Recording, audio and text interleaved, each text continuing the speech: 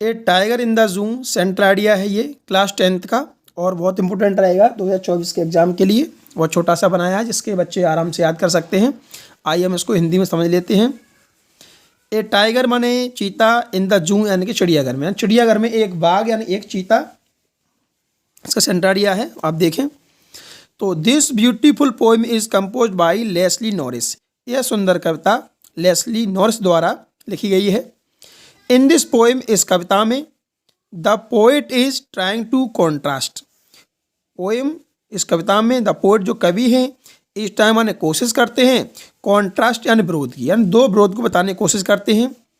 A tiger in the zoo, एक चीता चिड़ियाघर में, विद और उसकी तुलना किससे कर रहे हैं, tiger in the it's real माने वास्तविक, नेचुरल माने प्राकृतिक, हैबिटेट माने स्थान, और दूसरे चीता से जो अपने वास्तविक प्राकृतिक स्थान में रहता है। यानी कवि जो है इनमें दो चीज़ों में विरोध स्थापित कर रहे हैं, दो चीज़ों के बारे में बता रहे हैं कि एक चीता वो जो जू यानी चिड़ियाघर में रहता है और एक चीता वो जो अपने प्राकृतिक आवास में रहता है यानी जंगल में रहता है।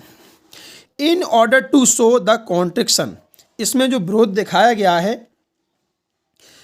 तो कवि कहते हैं द पोएट शिफ्ट्स, कवि रखते हैं द सीन, दृश्य रखते हैं कवि फ्रॉम द जंगल, एक जंगल का दृश्य रखते हैं अपने मन में, टू जू और एक चिड़ियाघर का, यानी कवि दो दृश्यों को दिखाते हैं, एक चिड़ियाघर के चीता का दृश्य दिखाते हैं और एक जंगल में जो चीता रहता है उसका दृश्य दिखाते हैं।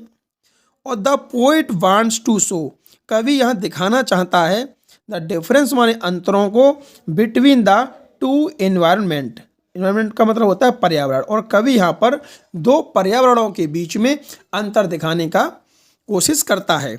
यानी कि जो चीता जो है उसमें रहता है, चिड़ियाघर में रहता है, उसका जीवन किस तरीके से रहता है, और जो दूसरा चीता है जो अपने प्राकृतिक आवास यानी जंगल में रहता है उसकी दिनचर्या क्या होती है, उसकी कंडीशन क्या होती है, इन दोनों के बारे में उन्होंने इस बात में वो बताया है। ये उनका अंतर है, ये सेंटर आइडिया है, आप इसको अवश्य याद करें।